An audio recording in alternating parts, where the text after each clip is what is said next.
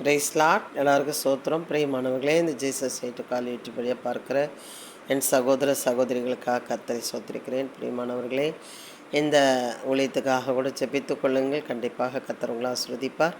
பிரியமானவர்களே, இந்த கலாத்திய 4ஆம் அதிகாரத்தில் நம்ம பார்க்கிறோம், பவுல் பின்மாற்றத்தில் போன ஒரு சிறு கூட்டத்தை பார்த்து பேசுகிறார். என்ன பேசுகிறார் பார்த்தீங்கன்னா, என் சிறு பிள்ளைகளே, கிறிஸ்து உங்களிடத்தில் உருவாகுமலும் உங்களுக்காக மறுபடியும் கர்ப்ப வேதனைப்படுகிறேன். உங்களை குறித்து நான் சந்தேகப்படுகிறபடியினால் நான் இப்பொழுது உங்களிடத்தில் வந்திருந்து வேறு வகையாக பேச விரும்புகிறேன். எப்படி சொல்கிறாரு? கிறிஸ்து உங்களுக்காக உருவாக முடியும். கிறிஸ்து உங்களிடத்தில் உருவாகும் அளவும் உங்களுக்காக மறுபடியும் கர்ப்ப வேதனைப்படுகிறேன். அங்கே உருவாகிறதுக்கு அவர்கள் இருதய சிந்தையிலே மனதில் உருவாகிறதுக்கு நான் கர்ப்ப வேதனைப்படுகிறேன். கிறிஸ்து உருவாக வேண்டும். நீங்கள் என்ன உருவாக்கி வைத்திருக்கிறீர்கள் என்று பேசுகிறார். உங்களிடத்தில் கிறிஸ்து உங்களிடத்தில் உருவாகும் உங்களுக்காக மறுபடியும் கர்ப்ப வேதனைப்படுகிறேன். மறுபடியும் என்று பார்க்கும் பொழுது அவர்கள் அறிந்திருந்தும் பின்மாற்றத்திலே போனவர்களாக காணப்படுகிறார்கள்.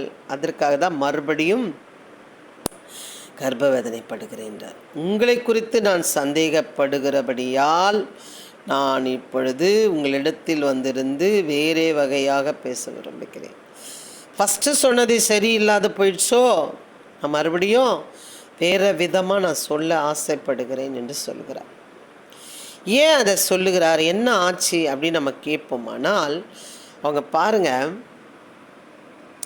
இப்பொழுதோ நீங்கள் தேவனை அறிந்திருக்க அல்லது தேவனாலே அறியப்பட்டிருக்க பலனற்றதும் வெறுமையானதுமான அவ்வழிபாடுகளுக்கு நீங்கள் மறுபடியும் திரும்பி மறுபடியும் அவைகளுக்கு அடிமைப்படும்படி விரும்புகிறது எப்படி? மறுபடியும் அதுக்கு எல்லாம் அறிஞ்சிச்சிட்டிங்க, அவர் தான் மெய்தேவனும் தெரிஞ்சுக்கிட்டீங்க. அப்படி இருந்தால் பலனற்றதும் வெறுமையானதுமான வழிபாடுகளுக்கு நீங்கள் மறுபடியும் திரும்பி மறுபடியும் அவைகளுக்கு அடிமைப்படும்படி விரும்புகிறது எப்படி? நாட்களை, மாதங்களை, காலங்களை, வருஷங்களை பார்க்கிறீர்களே, நான் உங்களுக்கு பிரயாசப்பட்டது வீணாய் போயிற்றோ என்று உங்களை குறித்து பயந்திருக்கிறேன். இது அநேக ஊழியக்காரனுக்கும் ஊழியக்காரிக்கும் வருகிற பாடுகள். பிரியமானவர்களே, அவர் முதலாவது சுவிசேஷத்தை சொல்லி, அவர் எப்படி சொல்லியிருக்கிறாரு சுவிசேஷம் பார்த்தீங்கன்னா, சகோதரரை என்னை போலாகுங்கள் என்று உங்களை வேண்டிக் கொள்ளுகிறேன். நான் உங்களை போலானேன். எனக்கு நீங்கள் அநியாயம் ஒன்றும் செய்யவில்லை. உங்களுக்கு தெரிந்திருக்கிறபடி நான் சரீர பலவீனத்தோடு முதலாந்தாரம் உங்களுக்கு சுவிசேஷத்தை பிரசங்கித்தேன். பலவீனமாக இருந்தேன், நல்லா கவனிச்சுக்கிட்டீங்க, எல்லாம் நல்லா பண்ணீங்க. அப்போ நான் சொன்ன சுவிசேஷத்தை பிரசங்கித்தேன். நீங்கள் என்ன பண்ணீங்க? கேட்டுக்கிட்டீங்க, நல்லா கவனிச்சுக்கிட்டீங்க, எல்லாம் பண்ணிட்டீங்க. ஆனால் மறுபடியும் என்ன பண்ணிட்டீங்க? பின்மாற்றத்தில் போயிட்டீங்க. எல்லாம் அறிஞ்சிருக்கிறீங்க. இப்படி பின்மாற்ற போனதுனால வீணாக போயிட்டோ என்று நான் உங்களுக்காக பிரயாசப்பட்டது வீணாக போயிட்டோ என்று உங்களை குறித்து பயந்திருக்கிறேன். பிரியமானவர்களை பாருங்கள், இந்த பயம் எனக்குள்ளே நிறைய நேரம் வருகிறது ஜனங்களை குறித்து. சில பேரை கர்த்தருக்குள்ளே இழுக்கவே முடியல. நான் ஒரு பக்கம் இழுப்பேன், பிசாசு ஒரு பக்கம் இழுப்பேன். ஒரு பக்கம் ஜாதி, ஒரு பக்கம் அவங்களுக்கு தெரிஞ்சவங்க ஒரு பக்கம் இழுப்பாங்க. வளர்த்து சரியாக வளர்க்க முடியாதபடிக்கு இருக்கிறது. பிரியமானவர்களே, அதற்கு தான் சொல்லுகிறாரு. இங்கே என்ன சொல்லுகிறாரு? கிறிஸ்து உங்களிடத்தில் உருவாகுமலும் உங்களுக்காக மறுபடியும் கர்ப்ப வேதனைப்படுகிறேன். இந்த பின்மாற்றத்தில் போன ஒரு சகோதரி குறித்து நான் கேள்விப்பட்டேன். அவர்கள் எப்படி இவ்வளோ தூரம் சொல்லி இவ்வளோ தூரம் எல்லாம் கேட்டு சபைக்கு வந்தவர்கள், ப்ரேயர் நடத்தின வீடு அது. அப்போ எல்லாம் அறிந்து எல்லாம் தெரிந்து கொண்டாங்க. நல்ல ஆண்டவர் தான் மெய்தேவன் அறிந்த ஒரு குடும்பம். அவர் சொன்னாருங்க, இனிமேல் எதுக்கு எனக்கு இந்த வழிபாடுகள் தேவையில்லை என்று சொல்லி அந்த படங்கள், வீட்டில் இருக்கிற படங்களெல்லாம் எடுத்து போட்டு விட சொல்ல அந்த ஊழியக்காரி என்ன பண்ணியிருக்காங்க, எடுத்து போட்டுட்ருக்காங்க. சில நாட்களிலே அந்த தாயாரோட தம்பி வந்து, இது என்ன ஒரு படம் கூட காணோம், எங்கே, எதுக்காக போட்ட அப்படின்னு சொல்லி அவர் சண்டை போட, இவங்க என்ன பண்ணியிருக்காங்க, திரும்பி தம்பி நீயே மாட்டிடுப்பா அப்படின்னு சொல்லியிருக்காங்க. அவர் மாட்டிட்டு அவர் போயிட்டார். இவங்க மறுபடியும் அந்த வீட்டுக்கு போயிருக்காங்க பார்க்கலான்னு சொல்லி போனால், அங்கே இவங்க உள்ளே எங்கே வந்துட போகிறாங்கன்னா, அவங்க ஓடி வந்து சிஸ்டர் வராதிங்க அங்கேயே நில்லுங்க சிஸ்டர்னு ஓடி வந்து அவங்க என்ன பண்ணாங்கன்னா, என் தம்பி வந்தான் எல்லா படத்தையும் எடுத்து மாட்டிகிட்டு போயிட்டான் சிஸ்டர், இனிமேல் வராதிங்க வீட்டுக்கு, நீங்கள் கோச்சிக்காதீங்க சிஸ்டர் அப்படின்னு சொன்னாங்களாம். சொல்லிட்டு சொன்னாங்களாம், சிஸ்டர் போய் ஜாம்ப ப்ரேயர் கிரேட் பண்ணிடாதீங்க அப்படின்னு சொன்னாங்களாம். எப்படி இவங்க மாதம் நோட்டை கொடுக்குற மாதிரியும் அந்த நோட்டை வாங்கிட்டு அவங்க ஜெபிக்கிற மாதிரியும் எப்படி ஜெபிக்கிறாங்க கண்ணீரோட ஊழியக்காரி சடங்குகளுக்காக. எப்படி எனக்காக ஜெபித்ராதீங்க சிஸ்டர் அப்படின்னாங்களாம். மனக்கசந்து கஷ்டத்தோடு அந்த அம்மா வெளியே வந்தாங்களாம். அப்போ ஆண்டு சொன்னாரா, மகளே அவங்க உன்னை தள்ளலை என்ன தான் தள்ளினாங்கன்னு சொன்னாரா ஆண்டவர். மன கஷ்டத்தோடு அவங்க வந்துட்டாங்களாம். கொஞ்ச நாளில் அந்த அவங்க பையன் இறந்துட்டாராம்.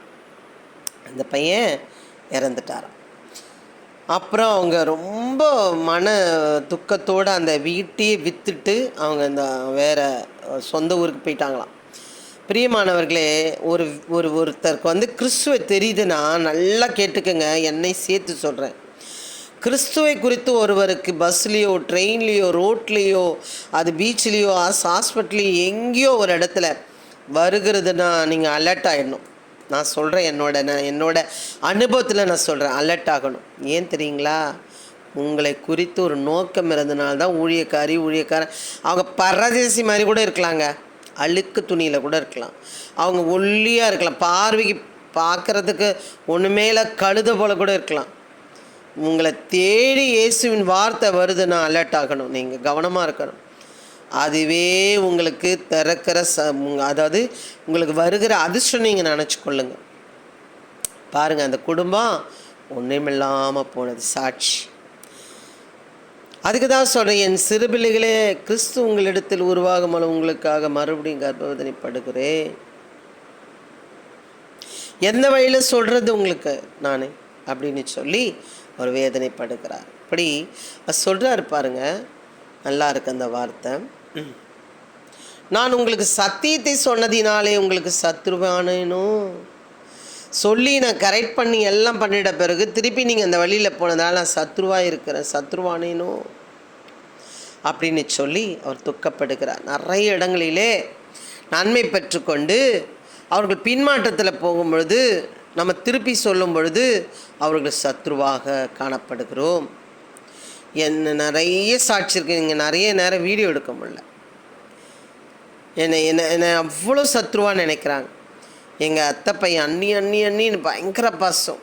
இப்போ அபச்சாரம் எட்டப்பா அப்படின்றான்.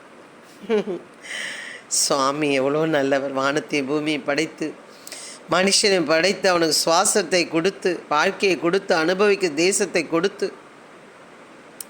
அவனுக்கு வானம் பூமியும் கொடுத்து நிலா சூரியனை கொடுத்து அவனுக்கு நிழலுக்கு மரத்தை கொடுத்து எத்தனை கொடுத்து, பிரியமானவர்களே, அத்தனையும் பெற்றுக்கொண்டு கர்த்தரே வேணாம் என்று சொல்லுவார்களானால் எத்தனை பரிதாபம் என்று பாருங்கள். பிரியமானவர்களே, ஒருவேளை உங்களுக்கு கர்த்தருடைய வார்த்தை வருகிறதா, ஊழியக்காரன் மூலியமாக வருகிறதா, இயேசு உங்களை நேசிக்கிறார் என்று சொல்லுவார்களான உடனே அலர்ட் ஆகுங்கள். கர்த்தர் உங்கள் கதவை தட்டுகிறார், உங்கள் வீட்டுக்குள்ளே வர அவர் பிரியப்படுகிறார், உங்களை காப்பாற்ற பிரியப்படுகிறார் என்று சிந்தித்து செயல்படுங்க. அதுவே உங்களுக்கு ரட்சணை நாள், அதுவே உங்களுக்கு அனுகிரகமான நாள்.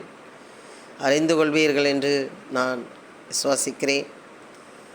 இந்த சத்தியத்தை அறிந்து மிக கவனமாக நீங்கள் உணர்ந்து செயல்படுவீர்களான கர்த்தர் கண்டிப்பாக உங்கள் வாழ்க்கையும் உங்களோட எதிர்காலத்தையும் ஆசீர்வதிப்பாராக. பரலோக ராஜ்யத்துக்கு உங்களுக்கு கொடுப்பாராக. மீன் காட் பிளஸ் யூ. அல்லேலூயா.